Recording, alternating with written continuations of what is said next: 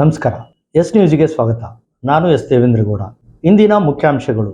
ನನ್ನ ಮಾತೃಭೂಮಿಗಾಗಿ ನಾನು ಮಾಡಿದ ಸೇವೆಗೆ ಸಾವಿಗಿಂತ ಹೆಚ್ಚಿನ ಗೌರವವನ್ನು ಹೇಗೆ ನನಗೆ ನೀಡಲು ಸಾಧ್ಯ? ಉದಾಮ್ ಸಿಂಗ್. ರೈಲ್ವೆ ಸ್ಟೇಷನ್ ರಸ್ತೆ ಕಾಮಗಾರಿ ಅವೈಜ್ಞಾನಿಕ, ಗುಣಮಟ್ಟದ ಕಾಮಗಾರಿಗೆ ಪ್ರಜಾಜಾಗೃತಿ ಸಂಘಟನೆ ಆಗ್ರಹ.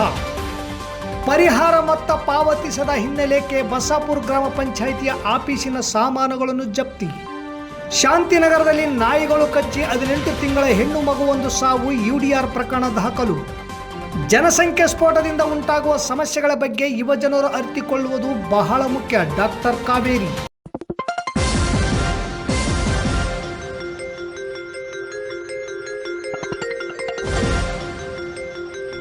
ಎಸ್ ನ್ಯೂಸ್, ಇದು ನಿಮ್ಮ ಧ್ವನಿ. ವಾರ್ತೆಗಳ ವಿವರ. ನಾನು ಈ ಹತ್ಯೆಯನ್ನು ಮಾಡಿದೆ ಏಕೆಂದರೆ ನನಗೆ ಆತನ ಮೇಲೆ ದ್ವೇಷವಿತ್ತು. ಆತನಿಗೆ ಅದು ತಕ್ಕದ್ದಾಗಿತ್ತು. ಅವನು ನಿಜವಾಗಿಯೂ ಅಪರಾಧಿಯಾಗಿದ್ದ. ನನ್ನ ಜನರ ಚೈತನ್ಯವನ್ನು ಹೊಸಕಿ ಹಾಕಲು ಅವನು ಬಳಸಿದ್ದ. ಆದ್ದರಿಂದ ನಾನು ಆತನನ್ನು ಹೊಸಕಿ ಹಾಕಿದೆ. 21 ವರ್ಷಗಳಿಂದಲೂ ನಾನು ಪ್ರತಿಕಾರವನ್ನು ಸಾಧಿಸಲು ಪ್ರಯತ್ನಿಸುತ್ತಿದ್ದೇನೆ. ಬ್ರಿಟಿಷ್ ಆಡಳಿತದ ಕೆಳಗೆ ಭಾರತದಲ್ಲಿ ನನ್ನ ಜನರು ಹಸಿವಿನಿಂದ ಬಳಲುತ್ತಿರುವುದನ್ನು ನಾನು ನೋಡುತ್ತಿದ್ದೇನೆ. ಇದರ ವಿರುದ್ಧ ನಾನು ಪ್ರತಿಭಟಿಸುತ್ತಿದ್ದೇನೆ. ಅದು ನನ್ನ ಕರ್ತವ್ಯ. ನನ್ನ ಮಾತೃಭೂಮಿಗಾಗಿ ನಾನು ಮಾಡಿದ ಸೇವೆಗೆ ಸಾವಿಗಿಂತ ಹೆಚ್ಚಿನ ಗೌರವವನ್ನು ಹೇಗೆ ನನಗೆ ನೀಡಲು ಸಾಧ್ಯ? ಇದು ಓ ಡಯರ್ನನ್ನು ಗುಂಡು ಹಾರಿಸಿ ಕೊಂದ ಉದಾಮ್ ಸಿಂಗ್ನ ಹೇಳಿಕೆ. ಏಪ್ರಿಲ್ 13, 1919 ಅಮೃತಸರದ ಜಲಿಯನ್ ವಾಲ್ಬಾಗ್ನಲ್ಲಿ ನಡೆದ ಹತ್ಯಾಕಾಂಡವನ್ನು ಕಣ್ಣಾರೆ ಕಂಡ ಯುವಕ ಉದಾಮ್ ಸಿಂಗ್ ಈತ ಗೆಳೆಯರೊಂದಿಗೆ ಜಲಿಯನ್ ವಾಲ್ಬಾಗ್ನಲ್ಲಿ ಸಭೆ ಸೇರಿದ ಜನರಿಗೆ ಕುಡಿಯಲು ನೀರು ಕೊಡುವ ಸೇವೆಯಲ್ಲಿ ತೊಡಗಿದ್ದ. ಈ ನರಮೇಧ ಕಂಡು ಬಿಕ್ಕಿ ಬಿಕ್ಕಿ ಹತ್ತ. ನೊಂದ ಅಂದೇ ಪ್ರತಿಕಾರದ ಸೇಡು ತೀರಿಸಿಕೊಳ್ಳಲು ನಿರ್ಧರಿಸಿದ. ಗದರ್ ಪಕ್ಷ ಸೇರಿದ, ಹೊರದೇಶಕ್ಕೆ ಹೋದ, ಮರಳಿ ಬಂದಾಗ ಕಳ್ಳ ಸಾಗಾಣಿಕೆ ಮತ್ತು ನಿಷೇಧಿತ ಸಾಹಿತ್ಯ ತಂದಿರುವ ಆರೋಪ ನೀಡಿ ಬಂಧಿಸಿದರು. 5 ವರ್ಷ ಜೈಲು ಶಿಕ್ಷೆ ವಿಧಿಸಲಾಯಿತು. ಸಭ್ಯ ನಡತೆ ಆಧಾರದ ಮೇಲೆ 1931ರಲ್ಲಿ ಬಿಡುಗಡೆ ಆಯಿತು. ಆದರೂ ಇವನ ಮೇಲೆ ಕಣ್ಗಾವಲು ಇತ್ತು. ಮುಂದೆ ಕಾಶ್ಮೀರಕ್ಕೆ ಹೋದ. ನಂತರ ಜರ್ಮನಿ. 1934ರ ಲಂಡನ್ ತಲುಪಿ ಓ ಡಯರ್ ಮೇಲೆ ಸೇಡು ತೀರಿಸಿಕೊಳ್ಳಲು ಹೊಂಚು ಹಾಕುತ್ತಿದ್ದ. ಕೊನೆಗೂ ಆ ದಿನ ಬಂತು. 13ನೇ ಮಾರ್ಚ್ 1940 ಓ ಡಯರ್ ಲಂಡನ್ ನಗರದ ಕಾಕ್ಸ್ಟನ್ ಹಾಲ್ನಲ್ಲಿ ಉಪನ್ಯಾಸ ನೀಡುವ ವಿಷಯ ಅರಿತ ಉದಾಮ್ ಸಿಂಗ್ ಎಲ್ಲ ತಯಾರಿಯೊಂದಿಗೆ ಸಭೆಗೆ ಹೋದ. ಗುಂಡು ಹಾರಿಸಿ ಓ ಡಯರ್ನನ್ನು ಕೊಂದ. ಬಂಧನವಾಗಿ ನ್ಯಾಯಾಲಯ ಜೂನ್ 5, 1940ರಂದು ಮರಣದಂಡನೆ ವಿಧಿಸಿತು. 13ನೇ ಜುಲೈ 1940 ಗಲ್ಲಿಗೇರಿಸಲಾಯಿತು. ಆಗಿನ ಬಿಸಿ ರಕ್ತದ ಈ ತರುಣರು ಹೋರಾಟದ ಅಭಿಮನ್ಯುಗಳು, ಹೋರಾಟದಲ್ಲಿ ತಮ್ಮನ್ನು ತಾವೇ ಸಮರ್ಪಿಸಿಕೊಂಡ ತ್ಯಾಗಿಗಳು. ಉದಾಮ್ ಸಿಂಗ್ ಜೈ ಹೋ. ಇಂತಹ 21 ಅವಿಸ್ಮರಣೀಯ ಪ್ರಕರಣಗಳನ್ನು ಮೊಮರೇಬಲ್ ಟ್ರಯಲ್ಸ್ ಎಂಬ ಹೆಸರಿನಲ್ಲಿ ಪುಸ್ತಕವನ್ನು ನ್ಯಾಯಮೂರ್ತಿ ಎಚ್.ಎನ್. ನಾಗಮೋಹನ್ ದಾಸ್ ಅವರು ಹೊರತಂದಿದ್ದಾರೆ. ಎಲ್ಲರೂ ಓದಲೇಬೇಕಾದ ಪುಸ್ತಕ. ಒಮ್ಮೆ ಓದಿ. ಸಿಂಧನೂರು ರೈಲ್ವೆ ಸ್ಟೇಷನ್ ರಸ್ತೆ ಕಾಮಗಾರಿ ಕಳಪೆ ಹಾಗೂ ಅವೈಜ್ಞಾನಿಕವಾಗಿದ್ದು, ಅಧಿಕಾರಿಗಳು ಸೂಕ್ತ ತನಿಖೆ ನಡೆಸಿ ಗುಣಮಟ್ಟದ ಹಾಗೂ ವೈಜ್ಞಾನಿಕ ಕಾಮಗಾರಿ ಮಾಡುವಂತೆ ಪ್ರಜಾಜಾಗೃತಿ ಸಂಘಟನೆ ವತಿಯಿಂದ ನಗರದ ಕಾರ್ಯಪಾಲಕ ಇಂಜಿನಿಯರ್, ಕರ್ನಾಟಕ ನೀರಾವರಿ ನಿಗಮ ನಿಯಮಿತ ತುಂಗಭದ್ರಾ ಎಡದಂಡೆ ಕಾಲುವೆ ವಿಭಾಗ 3 ಕಚೇರಿಯ ಅಧೀಕ್ಷಕ ಶಿವಕುಮಾರ್ ಹಿರೇಮಠರಿಗೆ ಮನವಿ ಪತ್ರ ನೀಡಿ ಒತ್ತಾಯ ಮಾಡಲಾಯಿತು. ನಗರದ ಉಪಕಾಲುವೆ 40 ಬಲಭಾಗಕ್ಕೆ 66 ಅಡಿ ಭೂ ಸ್ವಾಧೀನ ತೆಗೆದುಕೊಂಡು ಕಾಲುವೆ ಪಕ್ಕ ನಿರ್ಮಾಣ ಮಾಡಿದ ತಡೆಗೋಡೆ ಕಾಮಗಾರಿ ಬಿಲ್ ತಡೆ ಇರಿಸಬೇಕು. ಇಲ್ಲದೆ ನಿರ್ಲಕ್ಷ್ಯ ಮಾಡಿದರೆ ಮುಂದೆ ಅಧಿಕಾರಿಗಳು ಹಾಗೂ ಗುತ್ತಿಗೆದಾರರ ವಿರುದ್ಧ ಕಾನೂನು ಮೊರೆ ಹೋಗಲಾಗುವುದು. ಇದಕ್ಕೆ ಅಧಿಕಾರಿಗಳು ಅವಕಾಶ ಕೊಡಬಾರದು. 17/2/2026ರಂದು ನೀರಾವರಿ ಇಲಾಖೆಯ ವತಿಯಿಂದ ಕಾಮಗಾರಿ ಬಗ್ಗೆ ತನಿಖೆ ಮಾಡಿ ಕಾಲುವೆ ಮಧ್ಯ ಭಾಗದಿಂದ 7.5 ಅಡಿ ಅಗಲ ಉದ್ದ 1.8 ಬಗ್ಗೆ ಅಧಿಕಾರಿಗಳು ಗುರುತು ಮಾಡಿದ್ದಾರೆ. ಆದರೆ ಇಲ್ಲಿಯ ತನಕ ಗುರುತು ಮಾಡಿದ ಜಾಗ ತೆರವು ಮಾಡದೆ ನಿರ್ಲಕ್ಷ್ಯ ಮಾಡಿದ್ದು ಕಂಡು ಬಂದಿದೆ. ಯಾವ ಕಾರಣಕ್ಕೂ ಕಾಮಗಾರಿ ನಿಲ್ಲಿಸಲಾಗಿದೆ ಎನ್ನುವುದರ ಬಗ್ಗೆ ಜನರಿಗೆ ಮಾಹಿತಿ ನೀಡಬೇಕು. ಬಲಭಾಗಕ್ಕೆ ಚರಂಡಿ ನಿರ್ಮಾಣ ಮಾಡಿ ಈಗ ಚರಂಡಿ ನಿರ್ಮಾಣ ಕಾಮಗಾರಿ ಕೈಬಿಟ್ಟು ಬರೀ ಸಿಸಿ ರಸ್ತೆ ಕಾಮಗಾರಿ ಮಾಡುತ್ತಿದ್ದು, ಚರಂಡಿ ಕಾಮಗಾರಿ ತೆಗೆದು ಹಾಕಿದ್ದು ಹಲವು ಅನುಮಾನಗಳಿಗೆ ಎಡಮಾಡಿಕೊಟ್ಟಿದೆ. ಕಾಮಗಾರಿ ಟೆಂಡರ್ ನಿಯಮ ಪ್ರಕಾರ ಚರಂಡಿ ಹಾಗೂ ಸಿಸಿ ರಸ್ತೆ ಕಾಮಗಾರಿ ಅವೈಜ್ಞಾನಿಕವಾಗಿದ್ದು, ಗುಣಮಟ್ಟದ ಕಾಮಗಾರಿ ಮಾಡಬೇಕು. ಅಲ್ಲಿಯ ತನಕ ಗುತ್ತಿಗೆದಾರರು ಬಿಲ್ ಮಾಡಲೇಬೇಡಿ ಎಂದು ಅಧಿಕಾರಿಗಳಿಗೆ ನೀಡಿದ ಮನವಿ ಪತ್ರದಲ್ಲಿ ಬರೆಯಲಾಗಿದೆ. ಮನವಿ ಪತ್ರ ನೀಡಿದ್ದಾರೆ. ನಮ್ಮ ಅಧಿಕಾರಿಗಳು ಬಂದ ಮೇಲೆ ಅವರ ಗಮನಕ್ಕೆ ತಂದು ಗುಣಮಟ್ಟದ ಕಾಮಗಾರಿ ಮಾಡಲಾಗುವುದು ಎಂದು ಕಚೇರಿಯ ಅಧೀಕ್ಷಕ ಶಿವಕುಮಾರ್ ಹಿರೇಮಠ್ ತಿಳಿಸಿದರು. ಪ್ರಜಾ ಜಾಗೃತಿ ಸಂಘಟನೆ ಅಧ್ಯಕ್ಷರಾದ ಎಚ್ ಜಗದೀಶ್ ವಕೀಲರು, ಸಂಘಟನೆ ಮುಖಂಡರಾದ ರಾಮು ಯಾದವ್, ಶ್ರೀನಿವಾಸ್ ಇಂದಿರಾನಗರ ಸೇರಿದಂತೆ ಇನ್ನಿತರರು ಇದ್ದರು. ಮದುವೆಯಾಗಿ ಇಷ್ಟು ವರ್ಷ ಆದರೂ ಮಕ್ಕಳಾಗಿಲ್ಲ ಅಂತ ಯೋಚನೆ ಇದ್ದೇ ಇರುತ್ತೆ. ಆಡ್ಕೊಳ್ಳೋರು ಎಷ್ಟು ಜನನೋ, ಹೇಳೋರು ಎಷ್ಟು ಜನನೋ, ಒಂದೇ ಒಂದು ಹುಲ್ಕಡ್ಡಿನೂ ಬೆಳೆದಿಲ್ವಲ್ಲ ಅಂತ ಹಂಗ್ಸೋರು ಎಷ್ಟು ಜನನೋ. ಅದರಲ್ಲೂ ಪ್ರತಿಯೊಬ್ಬರು ಕೇಳೋರೆ. ಎಷ್ಟು ಜನ ಮಕ್ಕಳು, ಎಷ್ಟು ವರ್ಷ ಮಕ್ಕಳಿಗೆ, ಮಕ್ಕಳು ಏನು ಮಾಡ್ಕೊಂಡಿದ್ದಾರೆ, ಅವಾಗಾಗೋ ನೋವಿದೆಯಲ್ಲ, ಅನುಭವಿಸಿದವ್ರಿಗೆ ಗೊತ್ತು. ಬಟ್ ಇನ್ಮೇಲೆ ಆ ಯೋಚನೆ ಮಾಡಲೇಬೇಡಿ. ನಿಮ್ಗೂ ಮಕ್ಕಳಾಗೋ ಭಾಗ್ಯ ಇದ್ದೇ ಇದೆ. ಸಿಂಧನೂರಿನಲ್ಲಿರೋ ಸಂತಾನ ಬಂಜೇತನ IVF ಹಾಸ್ಪಿಟಲ್ ನಲ್ಲಿ ನಿಮ್ಗಿರೋ ಪ್ರತಿ ಚಿಂತೆಗೆ ಪರಿಹಾರ ಕೊಟ್ಟು ನಿಮ್ ಕನ್ಸನ್ನ ನನ್ಸಾಗಿಸ್ತಾರೆ. ಈ ಹಾಸ್ಪಿಟಲ್ಗೆ ವಿಸಿಟ್ ಮಾಡಿರೋ ಅದೆಷ್ಟೋ ದಂಪತಿಗಳಿಗೆ ಮಕ್ಕಳಾಗಿದೆ. ಇಲ್ಲಿರೋ ಎಲ್ಲ advanced technology treatment, experience specialist doctors ನಿಮ್ ಬಂಜೇತನದ ಕಾರಣಕ್ಕೆ ಚಿಕಿತ್ಸೆ ಮತ್ತು ಪರಿಹಾರ ಕೊಡ್ತಾರೆ. ಅಂಡ್ ನಿಮ್ ಯಾವ ಮಾಹಿತಿಯು ಯಾರಿಗೂ ಗೊತ್ತಾಗದಂತೆ ಗೌಪ್ಯತೆಯನ್ನ ಕಾಪಾಡುವ ಸುಸಜ್ಜಿತ ಚಿಕಿತ್ಸಾ ಕೇಂದ್ರ ಅಂದ್ರೆ ಇದು. What is the guarantee, madam? ಏನ್ ಗ್ಯಾರಂಟಿ ಕೊಡ್ತೀರಾ ಅಂತ? Success rate of an IVF depends on various factors, but one such factor, very crucial factor, is choosing the right IVF center.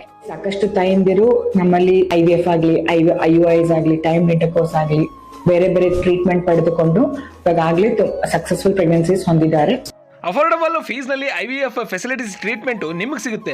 ಒಂದ್ಸಾರಿ ಯೋಚನೆ ಮಾಡಿ, ನೀವು ನಿಮ್ ಫ್ಯಾಮಿಲಿ ಎಷ್ಟು ದಿನ ಅಂತ ಈ ಸಣ್ಣ ವಿಷಯಕ್ಕೆ ಕೊರಗ್ತೀರಾ. ಸ್ವಲ್ಪ ದಿನ ಕಳೆದ್ರೆ ಸಣ್ಣ ಪಾಪು ನಿಮ್ ಕೈಲಿರುತ್ತೆ.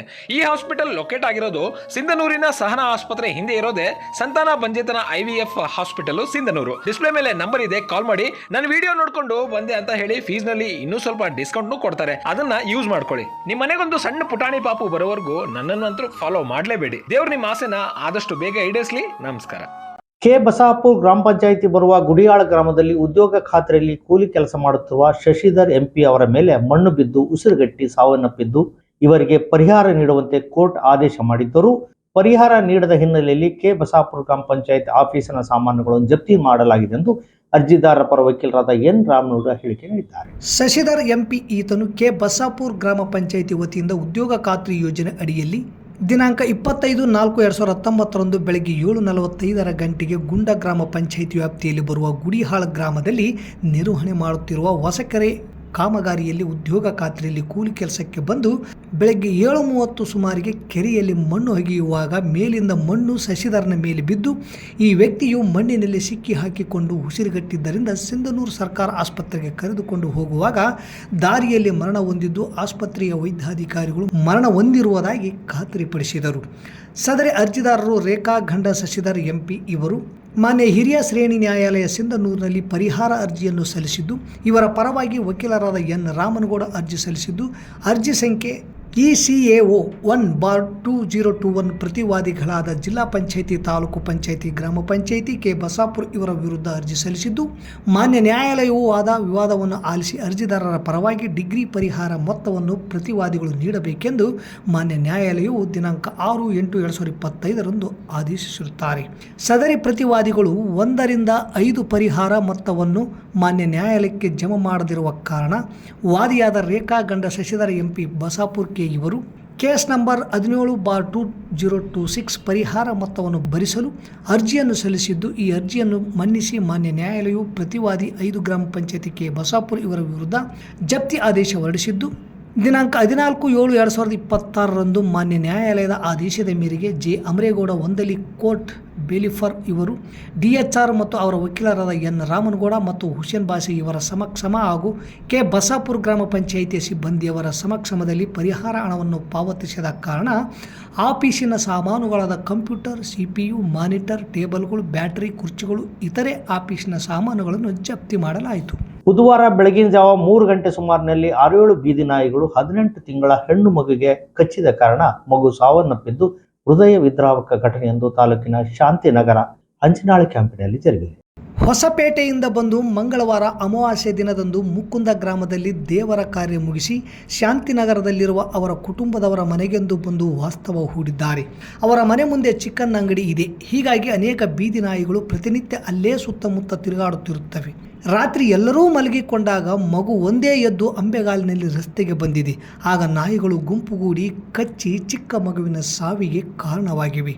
ಅನಮ್ ತಂದೆ ಅಬ್ದುಲ್ ರಜಾಕ್, ತಾಯಿ ನದಾಫ್ ಅವರು ಮಗುವನ್ನು ಮಲಗಿಸಿದ್ದಾರೆ. ನಿದ್ದೆಯಿಂದ ಎದ್ದ ಮಗು ಅಂಬೆಗಾಲಿನಲ್ಲಿ ಅಳುತ್ತಾ ಹೊರಗಡೆ ಬಂದಿದೆ.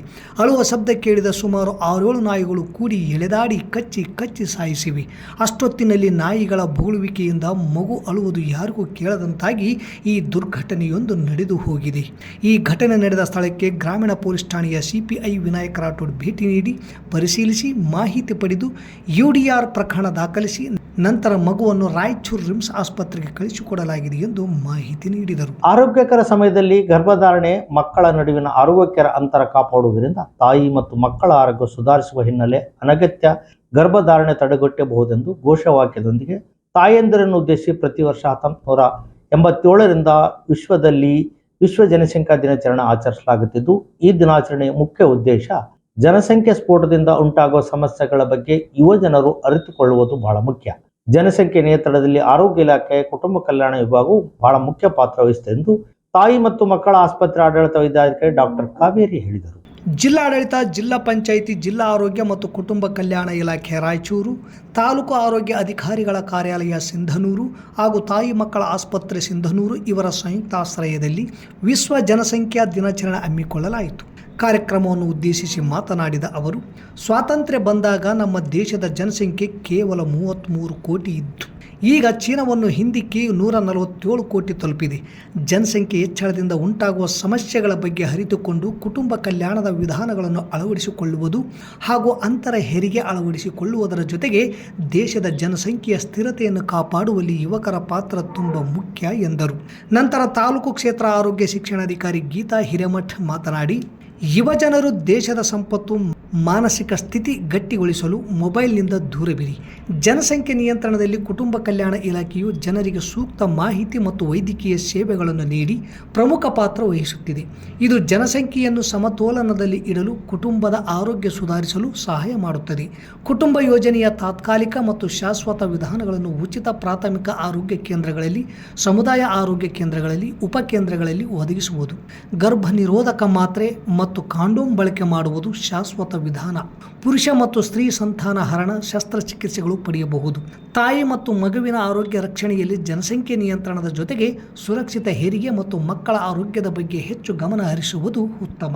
ಇದರ ಸದುಪಯೋಗ ಪಡೆದುಕೊಳ್ಳುವಂತೆ ಗರ್ಭಿಣಿ ತಾಯಂದಿರಿಗೆ ಮಾಹಿತಿ ನೀಡಿದರು. ಈ ವೇಳೆ Nirmala FW counsellor, senior nursing officer, Ningamma PHCO, Nabina HIO, Parvathi PHCO, Asha ಕಾರ್ಯಕರ್ತೆಯರು, ತಾಯಂದಿರು ಉಪಸ್ಥಿತರಿದ್ದರು. ಸಿಂಧನೂರು ವಿಧಾನಸಭಾ ಕ್ಷೇತ್ರದ ಭಾರತೀಯ ಜನತಾ ಪಾರ್ಟಿಯ ಹಿರಿಯ ಮುಖಂಡ ಕೆ. ಕರಿಯಪ್ಪರ 60ನೇ ವರ್ಷದ ಜನ್ಮದಿನದ ಅಂಗವಾಗಿ ಜುಲೈ 17 ಮತ್ತು 18ರಂದು ವಿವಿಧ ಸಾಮಾಜಿಕ ಕಾರ್ಯಕ್ರಮದ ಜೊತೆಗೆ ಮಳೆ ಬಾರದ ಹಿನ್ನೆಲೆ ಸಂಕಷ್ಟಕ್ಕೊಳಗಾಗಿರುವ ರೈತರಿಗಾಗಿ ಮಹಾವರ್ಣಯಾಗ ಹಮ್ಮಿಕೊಳ್ಳಲಾಗಿದೆ. ಈ ಕಾರ್ಯಕ್ರಮದ ನಿಮಿತ್ತವಾಗಿ ಇಂದು ಸಾಯಂಕಾಲ ನಗರದ APMC ಗಂಜಿ ವರ್ತಕರ ಸಂಘದಿಂದ ಕೆ. ಕರಿಯಪ್ಪರ ಅಧ್ಯಕ್ಷತೆಯಲ್ಲಿ ಪೂರ್ವಭಾವಿ ಸಭೆ ನಡೆಯಿತು. ಈ ಸಮಯದಲ್ಲಿ ಜ್ಞಾನಪ್ಪ ಕನ್ನಂಪೇಟೆ, ಫಕೀರಪ್ಪ ತಿಡಿಗೋಳು ಸೇರಿದಂತೆ ಅನೇಕ ಗಂಜು ವರ್ತಕರು ಮಾತನಾಡಿ, ಕೆ. ಕರಿಯಪ್ಪ ಅವರ 60ನೇ ವರ್ಷದ ಜನ್ಮದಿನದ ಪ್ರಯುಕ್ತ ಮತ್ತು ಮಳೆಗಾಗಿ ವಿಶೇಷ ಪ್ರಾರ್ಥನೆ ಮತ್ತು ಮಹಾವರುಣಯಾಗ ಹಮ್ಮಿಕೊಂಡು ರೈತರ ಹಿತ ಕಾಪಾಡುವ ದೃಷ್ಟಿಯಿಂದ ಕಾರ್ಯಕ್ರಮ ನಡೆಯುತ್ತಿದ್ದು, ಈ ಕಾರ್ಯಕ್ರಮದಲ್ಲಿ ಗಂಜು ವರ್ತಕರು ತಮ್ಮ ತನು, ಮನ, ಧನ ಸಹಾಯದಿಂದ ಭಾಗಿಯಾಗಬೇಕೆಂದು ಮಾತನಾಡಿದರು. ನಂತರ ಕೆ. ಕರಿಯಪ್ಪ ಮಾತನಾಡಿ, 2ನೇ ಬೆಳೆಗೆ ನೀರು ಬರಲಿಲ್ಲ, ಈಗ ಮಳೆ ಬರುತ್ತಿಲ್ಲ. ಈ ಕಾರಣವಾಗಿ ನನ್ನ ಜನ್ಮದಿನ ಆಚರಿಸಿಕೊಳ್ಳುವುದು ಬೇಡ ಎಂದು ನಮ್ಮ ಕಾರ್ಯಕರ್ತರಿಗೆ ಮತ್ತು ಅಭಿಮಾನಿಗಳಿಗೆ ತಿಳಿಸಿದ್ದೆ. ಆದರೆ ಅವರು ಎಲ್ಲರೂ ಸೇರಿಕೊಂಡು ನಿಮ್ಮ ಜನ್ಮದಿನ ಒಂದೇ ಅಲ್ಲ, ರೈತರ ಒಳಿತಿಗಾಗಿ ಮಳೆಗಾಗಿ ಮಹಾವರ್ಣ ಯಾಗ ಹಮ್ಮಿಕೊಳ್ಳೋಣ ಎಂದು ಒತ್ತಾಯ ಮಾಡಿದ ಮೇಲೆ ಒಪ್ಪಿಕೊಂಡಿದ್ದೇನೆ. ಈ ಕಾರ್ಯಕ್ರಮದಲ್ಲಿ 1,000ಕ್ಕೂ ಹೆಚ್ಚು ಜನರಿಗೆ 5 ಲಕ್ಷದ ಅಪಘಾತ ವಿಮೆ, ದಿನಪತ್ರಿಕೆ ಹಂಚುತ್ತಾ ವ್ಯಾಸಂಗ ಮಾಡುವ ಹುಡುಗರಿಗೆ ಸೈಕಲ್ ವಿತರಣೆ ಸೇರಿದಂತೆ ಅನೇಕ ಕಾರ್ಯಕ್ರಮಗಳನ್ನು ಹಮ್ಮಿಕೊಳ್ಳಲಾಗಿದೆ. ಈ ಕಾರಣವಾಗಿ ತಾವು ಮುಂದೆ ನಿಂತು ನನ್ನನ್ನು ಬೆಂಬಲಿಸಿ ಕಾರ್ಯಕ್ರಮವನ್ನು ಯಶಸ್ವಿ ಮಾಡಿಕೊಡಬೇಕೆಂದು ಗಂಜು ವರ್ತಕರಲ್ಲಿ ಅವರು ಮನವಿ ಮಾಡಿಕೊಂಡರು. ಈ ಸಂದರ್ಭದಲ್ಲಿ ಗಂಜು ವರ್ತಕರಾದ ಲಕ್ಷ್ಮಣ್, ಶಿವರಾಜ್, ಫಕೀರಪ್ಪ ತಿಡಿಗೋಳ್, ಮಲ್ಲಪ್ಪ ಮೈಲಾರ್, ಶಿವಪುತ್ರಪ್ಪ, ನಾಗರಾಜ್ ಶ್ರೇಷ್ಠಿ, ಪಂಚಯ್ಯ ತಾತ, ಲಿಂಗರಾಜ್, ಹನುಮೇಶ್ ಬಾಗೋಡಿ, ಕುಮಾರಪ್ಪ, ಕಿಚ್ಚ ಸುರೇಶ್, ಲಿಂಗಪ್ಪ ಏಳ್ಕುರಿ, ಜ್ಞಾನಪ್ಪ, ದುರ್ಗಪ್ಪ ಹೊಸಳ್ಳಿ, ಟಿ. ಶಿವು, ವೀರೇಶ್ ಪುರ, ಚೈತ್ರ ಮಲ್ಲಪ್ಪ, ಗಾಳಿ ರಮೇಶ್, ಬಸವರಾಜ್ ಗೊರೆಬಾಳ್, ಅಮರೇಶ್ ಬಾಗೋಡಿ, ಗಂಗಣ್ಣ ಭಂಗಿ, ರಾಜು ನಾಯಕ್, KMS ರಾಮು, ಮೌನೇಶ್ ಹೊಸಮನಿ, ರಾಮು, ಬಲಗೈ ಬಂಟ ಬೀರಪ್ಪ, ಮಂಜು ಮಾವಿನ ಮಡುಗು, ಶಿವಶರಣಪ್ಪ, ರಂಗನಾಥ್ ಗೋಮರ್ಶಿ ಸೇರಿದಂತೆ ಅನೇಕ ಗಂಜು ವರ್ತಕರು ಇದ್ದರು. ದಯವಿಟ್ಟು ಈಗ ಎಲ್ಲರಿಗೆ ಕಾರ್ಯಕ್ರಮದ ಬಗ್ಗೆ ಗೊತ್ತಿದೆ. ಈ ಎಲ್ಲ ಕಾರ್ಯಕ್ರಮ ಮಾಡ್ಬೇಕಂದ್ರೆ ಎಲ್ಲ ನಮ್ಮ ಯುವ ಮಿತ್ರರು ಎಲ್ಲ ಸಮಾಜದವರು ಸೇರಿ ನಮ್ಮ ಹುಡುಗರು ಈ ಕಾರ್ಯಕ್ರಮ ಮಾಡೋಣ ಅಂತ ಹೇಳಿದರು. ಇನ್ಶೂರೆನ್ಸು ಕೂಡ ಅಂದರೆ ಅಪಘಾತ ವಿಮೆ ಅಂದರೆ ಈಗೇನು ಸಣ್ಣ ಸಣ್ಣ ಈ ನಮ್ಮ ಟ್ರ್ಯಾಕ್ಟರ್ ಡ್ರೈವರ್ಗಳಿರ್ಬೋದು, ಆಟೋ ಡ್ರೈವರ್ಗಳಿರ್ಬೋದು, ಊರಲ್ಲಿರುವಂಥ ಹೊಲದಲ್ಲಿ ಕೆಲಸ ಮಾಡುವಂಥ ಸಣ್ಣ ಪುಟ್ಟ ರೈತರು ಇರ್ಬೋದು. ಅಂದರೆ 3 ವರ್ಷದ್ದು ನಾವೇನೋ ಒಂದೇ ವರ್ಷದ ಇನ್ಸ್ಟಾಲ್ಮೆಂಟ್ ಕಟ್ಟರೆ ಸಾಕಂತ ಹೇಳಿದ್ದೆ. ಆದರೆ ನಮ್ಮೆಲ್ಲ ಹುಡುಗರು ಇಲ್ಲಣ್ಣ 3 ವರ್ಷದ ಒಂದೇ ಎಟ್ ಎ ಟೈಮ್ ಕಟ್ಟಿ ಹಿಂಗೆ ಅವ್ರಿಗೆ 5 ಲಕ್ಷ ರೂಪಾಯಿ ಬರ್ತೈತೆ, ಇಷ್ಟಿಷ್ಟು ಕಟ್ಟಬೇಕು ವರ್ಷ ಅಂತೇಳಿ 1,000 ಮಂದಿ ಟಾರ್ಗೆಟ್ ಮಾಡೋಣ ಈ ಸಾರಿ ಅಂತ ಹೇಳಿದ್ರು. ಆಯ್ತು ಅಂತೇಳಿ 1,000 ಮಂದಿಗೆ ಅಂದರೆ ಅವ್ರ ಸ್ಪಾಟ್ ಏನಾಗಿ ಅನಾಹುತದಿಂದ ಏನಾದ ಆಗಿ ಡೆತ್ ಆದರೆ ಅವರಿಗೆ ಸ್ಪಾಟಾಗಿ 5 ಲಕ್ಷ ಬರುವಂಥ ಒಂದು ಬಾಂಡ್ ವಿತರಣೆ ಕಾರ್ಯಕ್ರಮ, ಅದರ ಜೊತೆಯಲ್ಲಿ ಬ್ಲಡ್ ಡೊನೇಟ್ ಕಾರ್ಯಕ್ರಮ ಮತ್ತು ನಮ್ಮ ಪತ್ರಿಕೆಯನ್ನು ಹಂಚುವಂಥ ಇದೆಲ್ಲ ಪತ್ರಿಕಾ ಮಾಧ್ಯಮದವರು ಇದ್ದಾರೆ. ಸಣ್ಣ ಸಣ್ಣ ಮಕ್ಕಳು ಬೆಳಗ್ಗೆ 5 ಗಂಟೆಯಿಂದ ಪ್ರತಿ ಮನೆಗೆ ಪತ್ರಿಕೆಯನ್ನು ಹಂಚ್ತಾರೆ. ಅಂಥವ್ರಿಗೆ ಸೈಕಲ್ಗಳನ್ನು ಸುಮಾರು 10ರಿಂದ 15 ಏನು ಮಕ್ಕಳಿದ್ದಾರೆ ಅವ್ರಿಗೆ ಸೈಕಲ್ ಕೂಡ ವಿತರಣೆ ಮಾಡಬೇಕಂತ ಮಾಡಿದ್ದೀವಿ. ಈ ಎಲ್ಲ ವಿತರಣೆ ಕಾರ್ಯಕ್ರಮ ಮಾಡೋದು ಉದ್ದೇಶದಿಂದ ನಾನು ತಮ್ಮಲ್ಲಿ ಇವತ್ತಿನ ದಿವಸ ನಮ್ಮೆಲ್ಲರೂ ಎಲ್ಲ ಸಮಾಜದ ಯುವ ಮಿತ್ರರು ಏನಿದ್ರಿ ದಯವಿಟ್ಟು ಆ ಕಾರ್ಯಕ್ರಮದಲ್ಲಿ 17ನೇ ತಾರೀಕಿನಿಂದ ಹೋಮ ಸ್ಟಾರ್ಟ್ ಆಗುತ್ತೆ. ಆ ಹೋಮದಲ್ಲಿ ಬರುವಂಥ ಅಕ್ಕ ತಂಗಿಯಂದಿರಿಗೆ ಗೌರವದಿಂದ ಅಲ್ಲಿ ಬಂದಂಥವ್ರಿಗೆ ಎಲ್ಲರಿಗೆ ಗೌರವದಿಂದ ನಡೆಸಿಕೊಂಡು ಅವ್ರನ್ನ ಬೀಳ್ಕೊಡುವಂಥ ಕಾರ್ಯಕ್ರಮ ಮತ್ತು 18ನೇ ತಾರೀಕಿಗೆ ಪೂರ್ಣಾಹುತಿ ವಿಶೇಷವಾಗಿ ಹೋಮ ಕೊನೆಯ ದಿನ ಇರ್ತದೆ. 10 ಗಂಟೆ 10ವರೆಗೆ ಪೂರ್ಣಾಹುತಿ ಆಗುತ್ತೆ. ಅವತ್ತಿನ ದಿವಸ ಎಲ್ಲರೂ ತಾವು ದಯವಿಟ್ಟು ಅವತ್ತಿನ ದಿವಸ ಅಲ್ಲಿ ಹಾಜರಿದ್ದು ಕಾರ್ಯಕ್ರಮದಲ್ಲಿ ಬಂದಂಥವ್ರಿಗೆ ಸ್ವಾಗತ ಕೋರಿ ಯಾವುದೇ ಅಹಿತಕರ ಘಟನೆ ನಡೆದಾಗೆ ತಾವೆಲ್ಲ ಇಲ್ಲಿರುವಂಥ ಗಂಜು ವರ್ತಕರು ಕೂಡ ಅವರಿಗೆ ಸಹಾಯ ಸಹಕಾರ ಅಂದರೆ ತಾವಲ್ಲಿ ನಿಂತ್ಕೊಂಡು ಕೆಲಸವನ್ನು ನೋಡುವಂಥ ಕೆಲಸ ಅವು. ಯಾಕಂತಂದರೆ ಭಾಳ ಜನ ನಾವು ಈ ಸೆಲ್ಫಿ ಬಂದಾಗಲಿಂದ ಎಲ್ಲ ನಮ್ಮ ಯುವ ಮಿತ್ರರು ಯಾವುದೇ ಲೀಡ್ರುಗಳು ಬಂದ ಕೂಡಲೇ ಸೆಲ್ಫಿ ತಗೊಳಕ್ಕೆ ಓಡಾಡೋದಲ್ಲ. ಕಾರ್ಯಕ್ರಮ ಬಂದಂಥ ನಾವು ಏನು ಮಾಡ್ತೊಂಬುದನ್ನು ಜನರಿಗೆ ಗೊತ್ತಾಗಬೇಕು.